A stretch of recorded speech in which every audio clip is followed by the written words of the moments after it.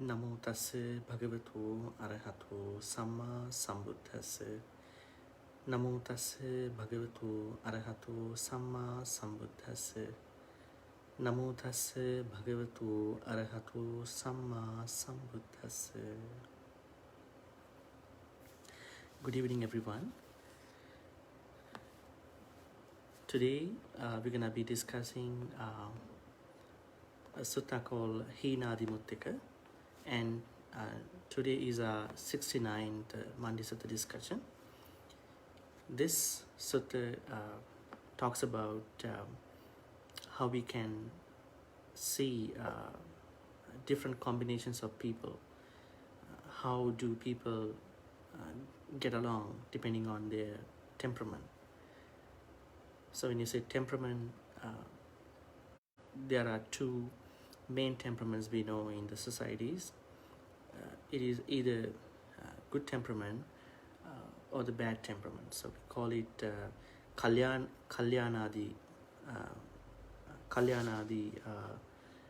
muttika. We call it good temperament, and the other one is hīnā muttika. That means the bad one. So what Buddha teaches us is that the difference between this good temperament and the bad temperament is dhātu. So dhātu in this context, in this sutta, means attitude. So it's basically attitude. So depending on the attitude, which you call dhātu, good people or the bad people get along with the good people with the good people, and bad people with the bad people. This is how this association continues. So let's take a look at the sutta and then discuss the Pali and the other related things. So the topic for today, in short, is for better kalyāṇā muttika, or worse hīnā muttika, your attitude dhātu affects your performance. So basically, the people who have a good temperament and people who have a bad temperament,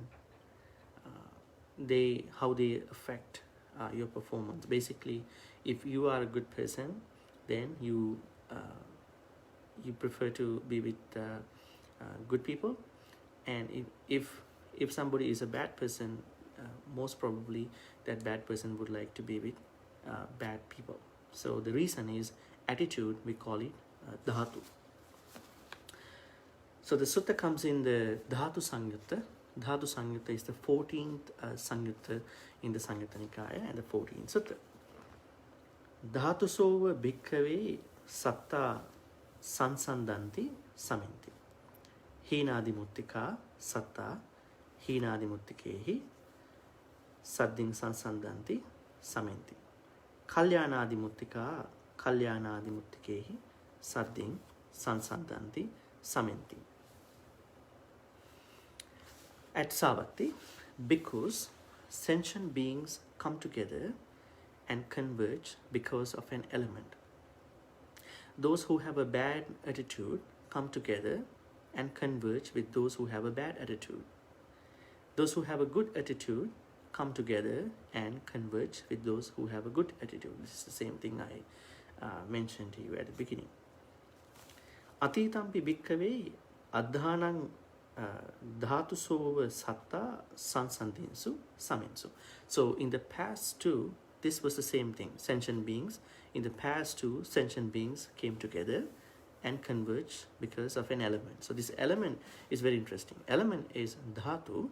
So dhātu in this context means temperament, or I would basically say attitude. So people who have a temperament of different attitudes, right? We will be digging into different attitudes after this reading with the translation. Anāgatampi bhikkhave adhānaṁ dhātusova satta sansandissanti samissanti. So sansandissanti means come together, samissanti means converge. So basically, what happened was in the future too, sentient beings will come together and converge because of an element. So this happened this happens now, and this happened in the past, and this will happen in the future. So what happens is that sentient beings of good attitude, they get along with the good people who have the same good attitude or differently, but they having good attitudes. And those of them who have bad attitudes, they prefer to be with people who have the same bad attitude. Even the people who have the bad attitude, they might not say that it's bad. They may believe that it is good, but apparently it could be bad. So that's why we have to understand what is the good attitude, what is the bad attitude after this reading. So Buddha primarily says that this distinction between the fact that the good people would like to be with the good people and bad people would like to be with the bad people happens at all times, at present, in the past, or in the future. Etarahi bhikkhave paccuppannaṃ addhānaṃ dhātusova sattā sansandanti samenti. Hīnādi muttikā hīnādi muttikehi saddhiṃ sansandanti samenti. Kalyāṇādi muttikā kalyāṇādi muttikehi saddhiṃ sansandanti samenti. So basically, at present, two sentient beings come together and converge because of an element. Those who have a bad attitude come together and converge with those who have a bad attitude.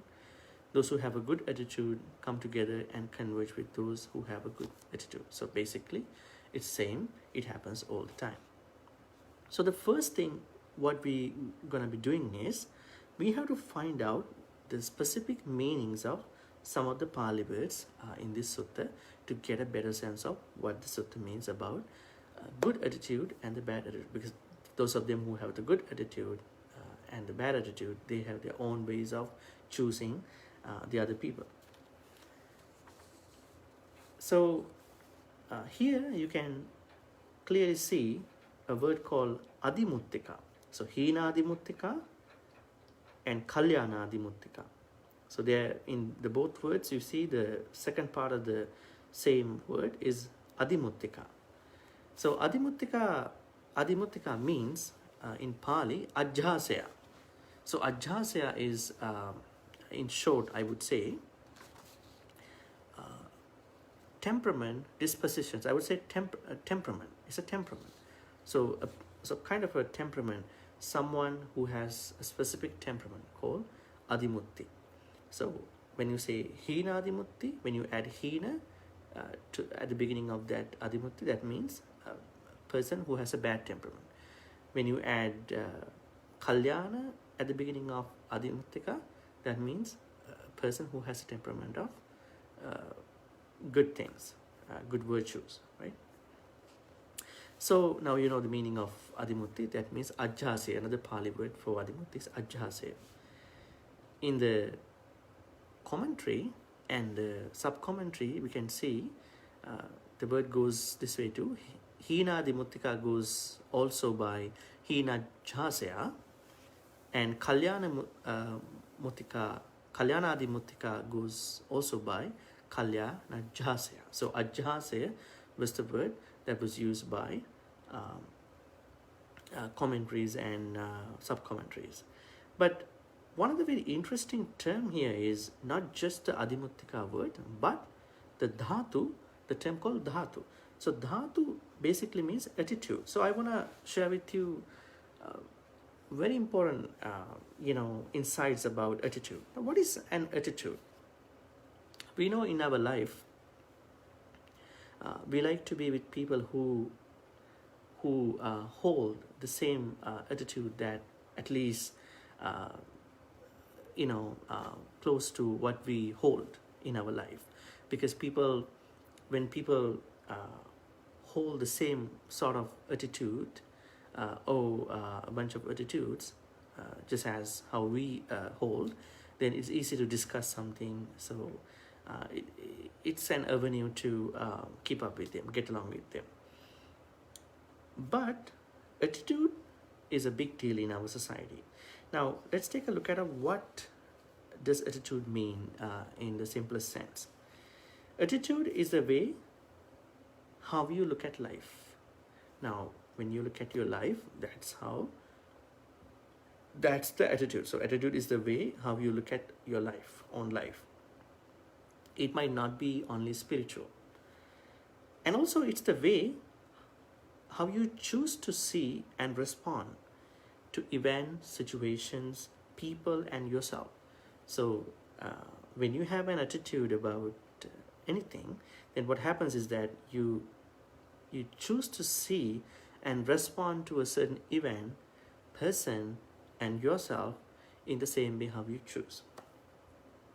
So we have to be very careful, because our attitude, or your attitudes, they are created by your thoughts. So your thoughts, in Buddhism, we have sannyas, and we have a lot of other things with regard to mental constructs. So that what happens, your thoughts shapen your attitude, and then what happens, then you choose the kind of thoughts you want. So basically, your thoughts play a big deal, and in the Buddhist teachings, mind, thoughts, consciousness, they are the biggest important areas of our thinking. And then what happens, based on your thinking or thoughts, then you form your attitudes. Then what happens, I would say your thoughts and the rest of the things, they are really interesting, and they have a huge connection to how you hold your attitude. So then it's really interesting to be very careful if you think that you are not having the proper wholesome attitude towards things. But unfortunately, many people, they cling to their beliefs and other things that can sort of like restrict their power. So then, so the things like sometimes they think there are things that they don't want to think about in shaping their attitudes. So then what happens, they cling to their attitudes and believe, so that they won't be able to empower their performance, their life. Now, we know in the Buddhist teachings too, there's one sangyojana in the list of sangyojanas, fetters that bind to the samsara, is silapata paramasa. So if someone is attaching to precepts and such kind of rituals, that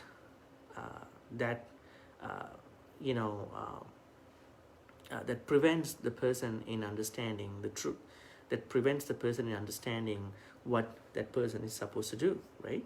So clinging to belief is a big problem, even that comes from your cultures and other places, because you are not able to see the proper, the clear thing that you are supposed to see with regard to your attitude, right? So be careful while respecting your cultures. I'm saying that sometimes you might see that there's something that can block your thinking to have the proper wholesome attitude, so you don't need to get trapped in those places. And the most important thing is that you can determine your attitude. Now we can take a look at other things. Sometimes you can't have any control, but in terms of the attitude, you have a determination. You can have a determination. You can determine your attitude. And also you have to keep in mind, your attitude is one of the few things in life which you can have the total control. You can have a total control over your attitudes. Now, for example, I would say you can blame other people. You can sort of like run away from a problem. But if you can have the proper, right attitude, wholesome attitude, then you will understand it. You have the full control over your attitude, so that you can make the right, proper, wholesome decisions on any problems. So I want to say that if you want to perform at your best, and if you want to maximize your happiness, you need to have a good control, good, I would say, good management of your attitude, so that you will find out a mental discipline in shaping your attitude. So when you have a proper wholesome attitude, I would say that's the place where we call you have a mental discipline. So also, I would say now in the societies, if we go out of the spiritual point of views, we know that a lot of events happen to all of us, personally and non-personally. Then what happens when an event happens to all of us? We have this responsive mentality, and then there is this outcome. So event, response, and outcome, I would say E plus R equal O, right? So what happens, what we can see, very very importantly, is that a lot of people who have no wholesome attitude, who don't have this right attitude, they get messed up, especially at the point of responding. So the people who have this wholesome attitude, they usually have this positive and proactive mindset to respond to the event, so that they know how to have the right wholesome attitude. That's very interesting. So what I'm trying to ask you is that you need to have a positive attitude towards your life, towards your problems. Now, I think the people who have the bad attitude, when they have a question, when they have a problem, they always struggle with the problem. They always talk about the problem. They don't find out the solution. But the people who have a positive attitude, they can always, you can see that those people who are good people, they always try to find a solution for the problem, not just waste their time with the problem. Who was wrong and who so and so. So if you want to have a good attitude, secularly, you really need to be positive. And when you want to be positive, means you need to have a mental discipline. You have to think better, so that you can have a better attitude. And your attitude should based on wholesome aspects, right? I would basically say non-greedy, based on non-greed, based on non-hatred, based on non-delusion. So we will discuss how to shapen a good attitude, how to shapen our attitude at the end of this discussion.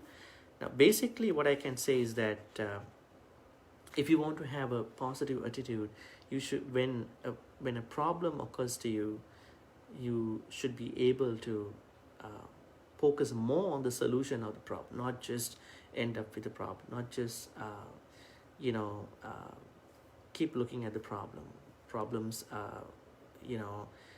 can come to all of us, but the most important thing is that whether you are able to find a solution by looking at the problem, not just get stuck in the problem. Now mostly the people who have the kind of bad attitude, they have a default way of thinking, never always. So they use those words, never always. But the people who have this disciplined mentality, they always use maybe, let's explore, maybe. So they have this positive attitude to further look into a different solution. If this is not going to work out, they're going to find out something else. So that way they are very positive about any issue when that happens to them. So basically we know now there are two kinds of temperaments. They are the good people and the bad people. Their nature of getting together depends on dhātu, which we call attitude. Now we talk about attitude a little bit in the secular sense. And I want to point out a beautiful teaching about attitudes based on temperaments given in the Sutta Nipāta commentary. Sutta Nipāta is one of the books in the Khuddaka Nikaya. Now, this teaching is about bodhisattvas, but how do bodhisattvas shapen their intentions or temperaments? So I think this is a really good place for us to think about how can we increase or how can we develop, how can we improve our positive attitudes, especially from a spiritual point of view. So there are 16 mental dispositions or temperaments, or I would rather say they are kind of like inclinations or temperaments. So these are really interesting for us to shapen our attitudes. So the first type of attitude that we really need in our life is nekkamma jhāse. So ajhāse is, as I told you at the beginning, ajhāse basically means a temperament. So a temperament is where we see the attitudes, right? So we can see the attitudes inside of somebody. So a temperament. So we need to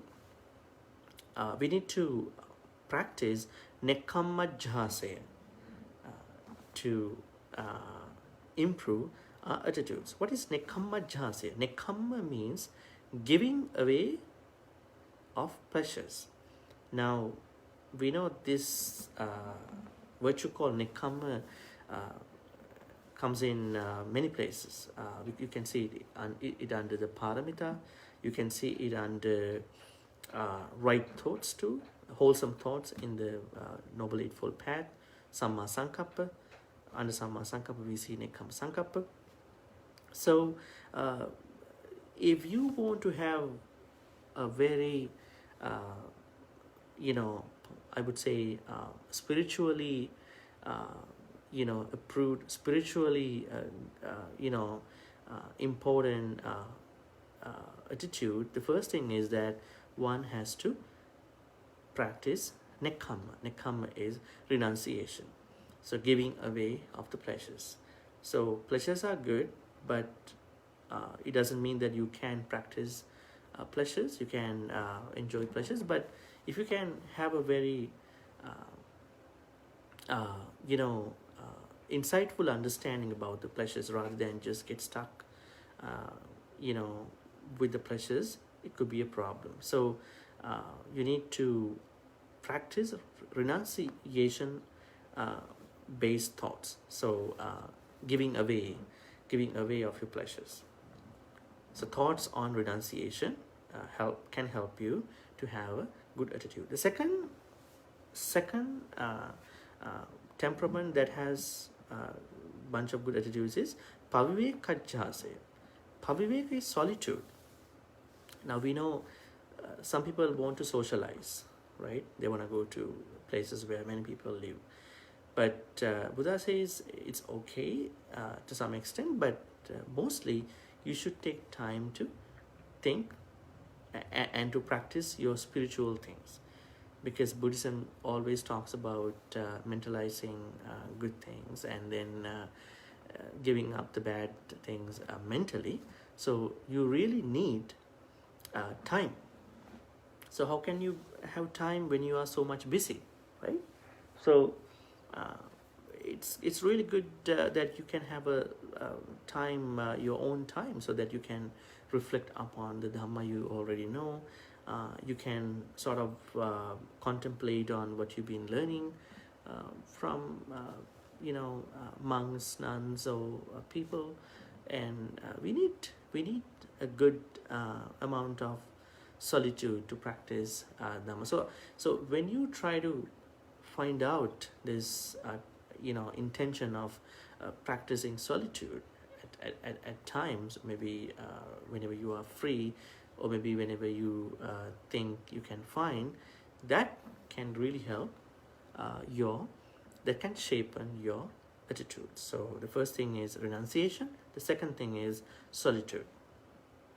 The third one in improving your attitudes is alobhajjhasya, intention of generosity. So when you practice intentions, when you have a temperament of being generous, so that can really help you to have positive attitudes, because we have to sort of like look at the difference between secular positive thoughts and non-secular positive thoughts. So when it comes to secular positive thoughts, that could be wealth, money, and all that some material stuff. But now we've been talking about the spiritual, I would say, transcendental attitudes. So the first one is nekkhamma, second one is solitude, third one is generosity.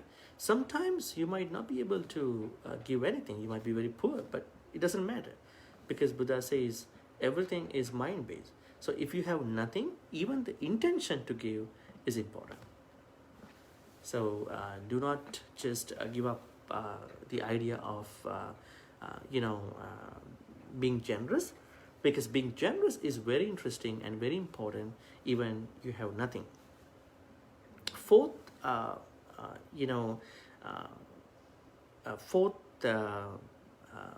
thing that one can practice to improve one's transcendental attitudes is loving kind, adosajjhase. So adosajjhase means we should be able to practice loving kindness at all times. It is not something that we have to confine to a temple or to a sort of time. We need to practice loving kindness at all times. Buddha says when you speak with loving kindness, when you act with loving kindness, when you think with loving kindness. So it's really interesting, because Buddha says if you can practice loving kindness wholeheartedly, even for a split second, the amount of good karma you create by that split second can overpower all the rest of good karmas you've been doing in your samsara. It's so massive and so huge in terms of the power of the Dhamma. So why don't we try to be thoughtful about how can we practice metta more than how we've been practicing metta. So it can really help us to have a very transcendental, very spiritual attitudes towards everything. And then amohajjhase, that's the fifth one. Amohajjhase means, amoha means wisdom. Now moha is delusion, so we should have we should try to practice a temperament which has wisdom all the time. Now I know that there are knowledgeable people in societies and there are intellectuals, but there are very less wise people, because when if you can remember in one of our discussions under Dhamma Paṭisota, we talk about the difference between knowledge, intelligence and wisdom. Knowledge basically means you are trying to acquire a specific knowledge, right? And when it comes to intelligence, that means you are trying to apply that full knowledge into the right place. But wisdom does not mean none of them. Wisdom means that you are able to ethically understand what you learn from knowledge and intelligence, as well as you are able to verify the information you learn from knowledge and intelligence. So basically then I would say wisdom, which is called panya in Pali, is very interesting, because we should have a transcendental attitude all the time. How to work with wisdom, how to talk with wisdom, how to act with wisdom, right? So that attitude of being wise should be there at all times, right? Otherwise, it can become just a matter of discussion, right, in a Dhamma talk. So that's the fifth one. how you can develop your attitude transcendentally. And the sixth one is nissarana jhāsaya. Now, in some cultures, they use this word just to do something without money, but nissarana jhāsa does not mean doing something without money. It clearly means that you are trying to have an attitude where you can practice something to free yourself from samsara. So let's say you do any good karma, then all your good karmas, your attitudes of doing good karma should be focused on freeing yourself from samsara, nissarana jhāsaya. Nissarana doesn't simply mean money, so it means liberation from samsara. So these are the intensive, intensive 6 attitude, developers. So when you want to have,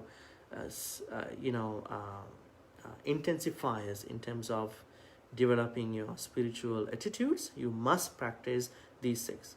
Once again, I would mention them. Nekkamma jhāsaya means you should practice renunciation with your attitude. You should practice paviveka jhāsaya, means solitude. You have to practice solitude with your attitudes. So your attitude should have these contents, solitude. Third, you have to practice generosity with your attitude. Adosa jhāsaya, you have to practice loving kindness with your attitude.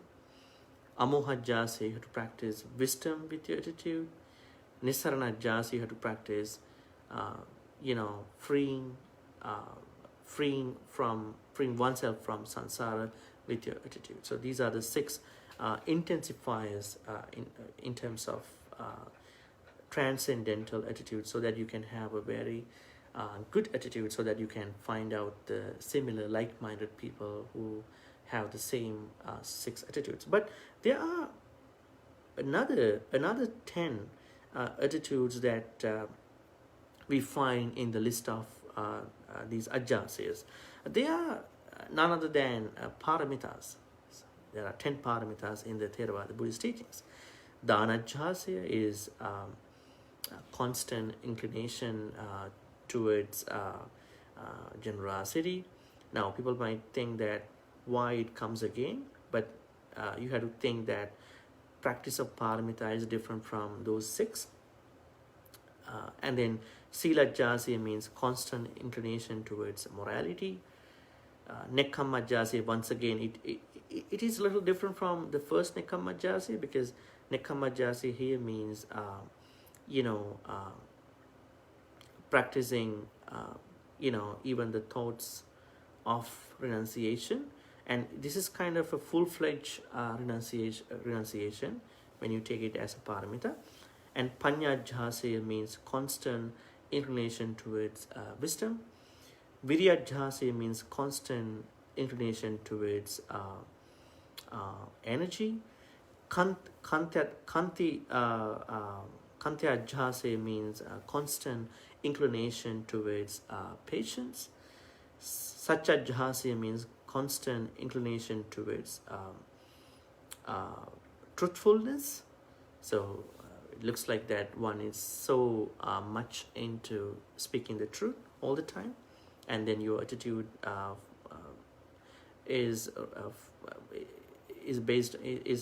your attitudes are formed based on the truthfulness.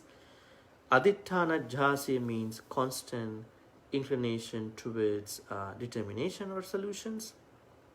That means when you make a resolution, your resolution is going to be very wholesome, because you know that you need to practice wholesome attitudes of resolution with aditthana jhāsaya. Metta jhāsaya means constant inclination towards loving kindness.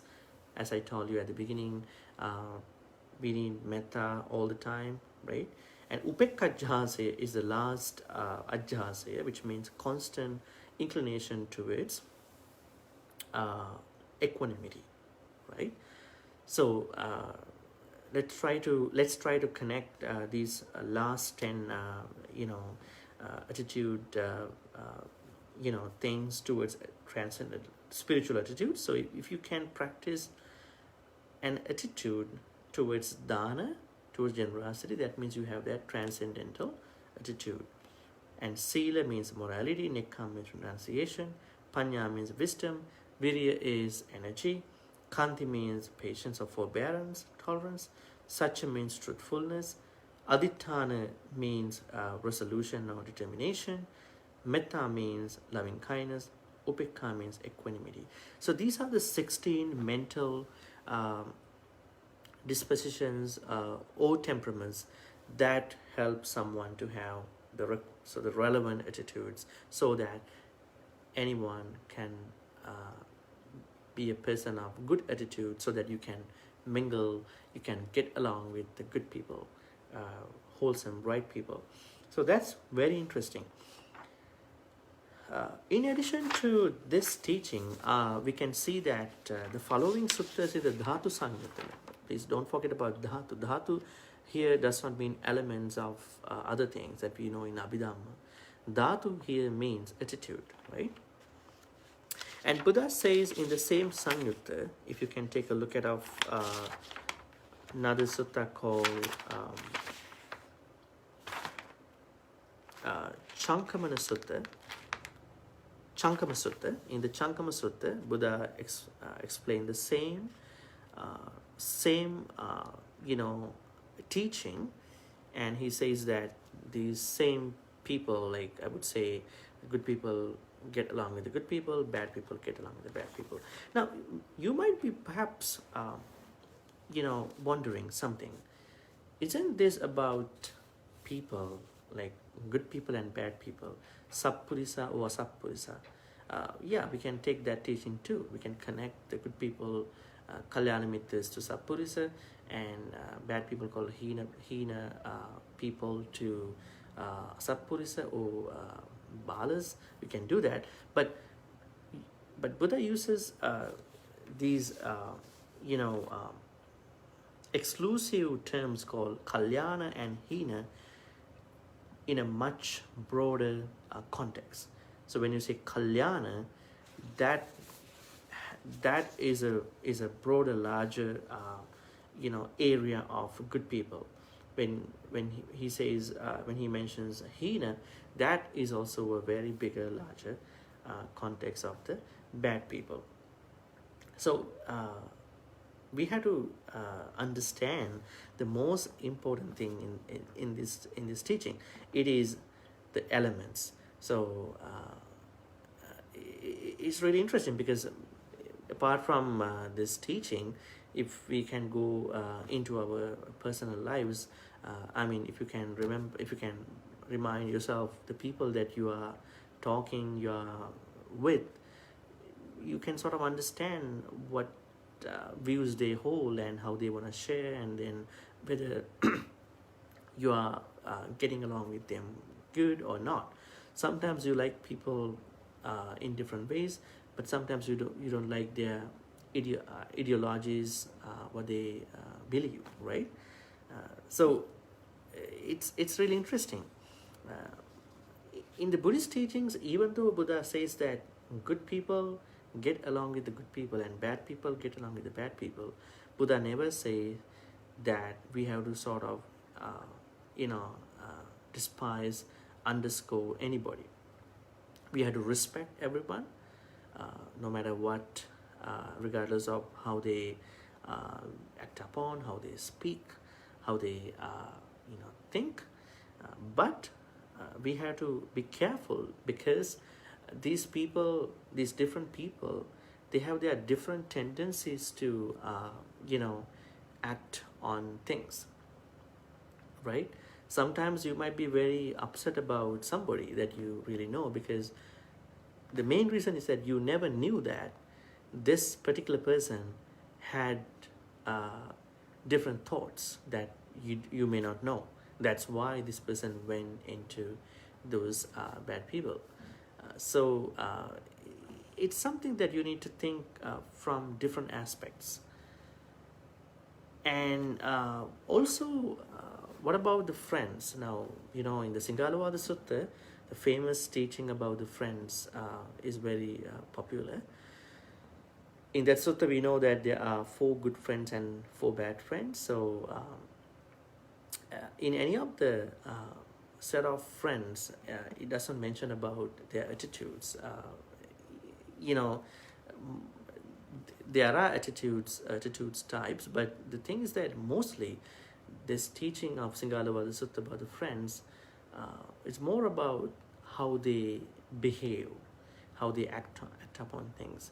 But in this sutta, it is basically about their attitude. Sometimes somebody can do a good thing with a bad attitude too, right? Sometimes somebody can do a bad thing with a good attitude too. So we had to sort of go further into their thinking patterns and attitudes rather than just looking at them from outside. So that's an interesting thing too in the discussion. And also there is another thing that we have to think about. Why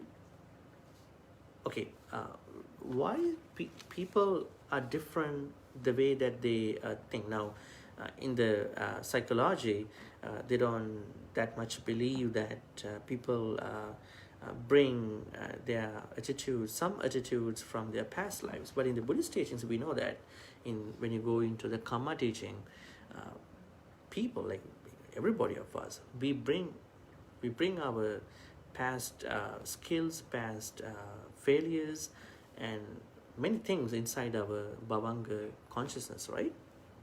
Which you call in different Buddhist schools store consciousness, Ale Vijnana or Bhavanga Vijnana. So that means even though we have a fresh life wherein which we can create a good attitude, like a wholesome attitude, sometimes those past things that you bring from the past life can obstruct someone to have this wholesome attitude. That's why we have to be very careful. So, although you are born and then born into a good place, although you have a good environment, but still you may cultivate, you may practice habits that came from the past lives. You never know. That's why Buddha says that this is what we call vasana, right? So vasana means that the habits that you bring from samsara. So we all have these samsaras. I mean, of course, these samsaric habits could be good if these habits look very wholesome, right? Let's say if you have a skillful habit that can help your life, if you have a skill that is really appreciated by many other people, so it's good. But what if that you bring naturally things that you should not possess? That could be a problem. That's why you have to be very careful. You have to sort of reflect and introspect your life. How do you think about things? Are there any elements of past life other than your environment and the place that you were born in, and maybe your generation, your father, mother background? So if you don't find anything into that means that something comes from your past life too. So you have to reflect. You have to refocus on wholesome aspects of those attitudes. So attitudes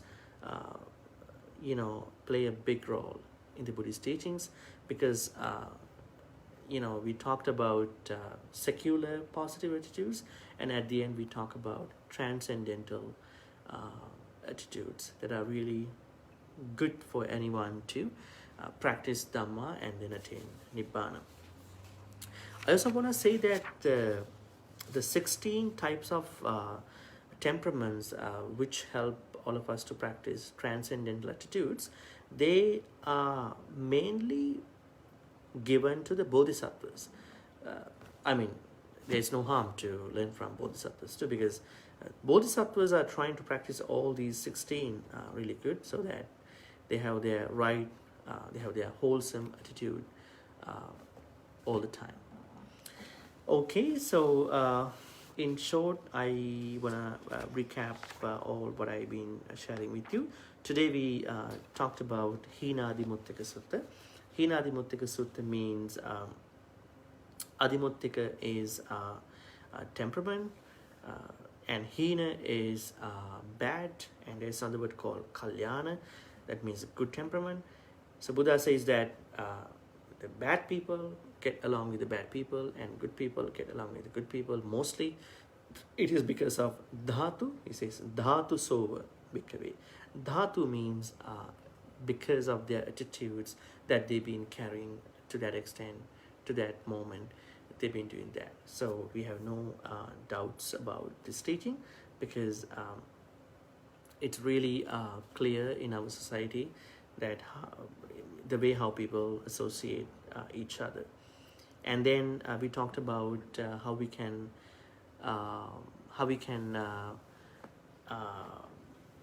improve secular positive attitudes, as well as transcendental spiritual attitudes.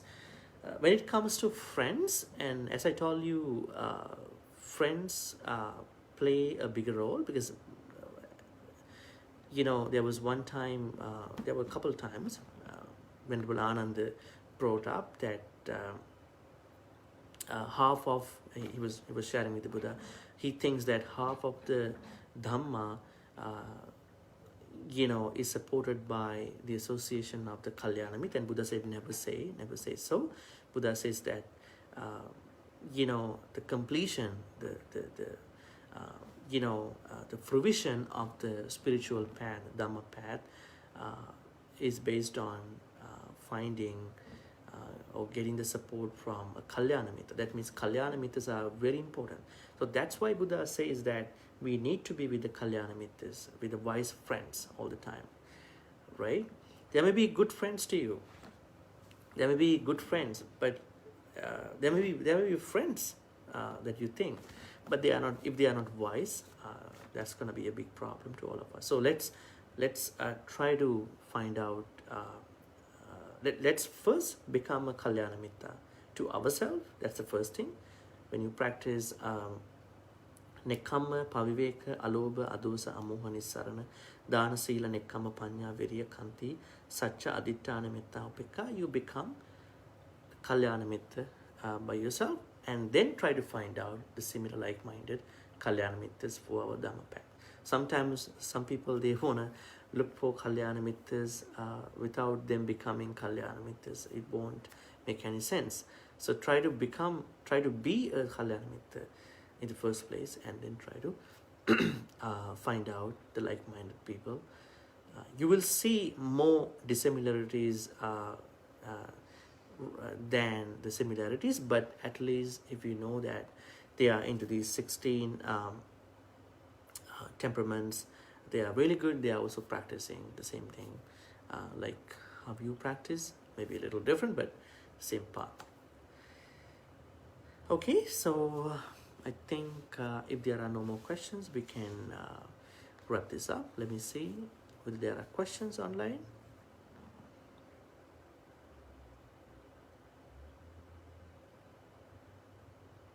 Okay, I don't think there are any questions about this topic. So let's wrap this up. May all the good karmas we've been sharing by listening to Dhamma, discussing, questioning this Dhamma teachings, be shared by all the departed relatives who passed away in the name of all of us. May they be happy and peaceful. May they attain the supreme bliss of Nibbana. Sadhu, sadhu, sadhu. Idammi ñāti nang hotu sukita huntu ñātiyu. Idammi ñāti nang hotu sukita huntu ñātiyu. Idammi ñāti nang hotu sukita huntu ñātiyu. It's very customary for all of us to practice sharing good karmas with the devas and nagas.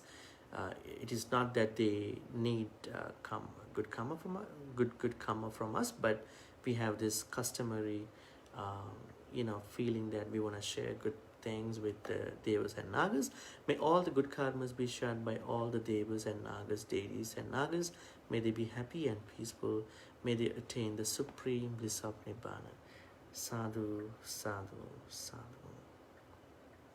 Ettavatacha ammihi sambatang punya sampadang sabbe deva anumodantu sabbe bhuta anumodantu sabbe satta anumodantu sabba sampatti sindhya akasattha chibummattha deva naga mahiddika punyantang anumoditva chirang rakkantu lokasasanang chirang rakkantu desanang chirang rakkantu mang paranti. Before we close with the blessings, I want to share with you, I want to tell you that as you already know that I've been conducting Dhamma Pariyasana series for about 8 episodes up until last Wednesday with Professor Karivasam. But from this Wednesday, he's not going to be there. So I will be starting off a new series, but it's the same Dhamma Pariyasana series, but under Dhamma Pariyasana series, Abhidhamma for daily life. This is going to be our new topic, the main topic. But under this main topic, Abhidhamma for daily life, I'll be discussing what is Abhidhamma this Wednesday, and I'll be also discussing the fundamentals of Theravada Abhidhamma, Chitta, Chaitasika, Rupa, Nibbana, and all that. So in the near future, so please stay tuned every Wednesday at 9 a.m. From Ottawa time, 9 p.m. from Malaysia time, and 6:30 p.m. from Colombo, and you can see the time differences when you can click on the link of the Paṭisota Facebook page. Okay, so may all the good karmas we've been accumulating in all these ways be helpful for all of us to attain the supreme bliss of Nibbana. Sadhu, sadhu, sadhu. Abhivadana silissa nichang vaddha pachayino chattaro dhamma vaddhanti ayuvanno sukhang balang ayurarogya sampatti sangha sampatti mevacha ato nibbana sampatti iminati saminjatu. Sadhu, sadhu, sadhu. Okay, have a good night and take care. Enjoy.